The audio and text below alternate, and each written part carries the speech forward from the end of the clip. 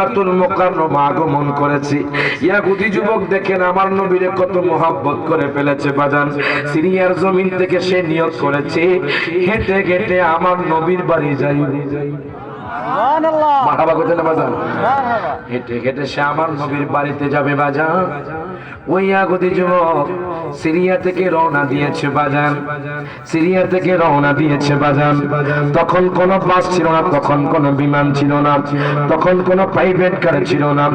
আপনারা তো জানেন বাজান, নাঙ্গুল কোটি আলিফ মাহমুদ যে হেঁটে হেঁটে হজ করে বাজান বাংলাদেশের জমিনে চলে আসছি।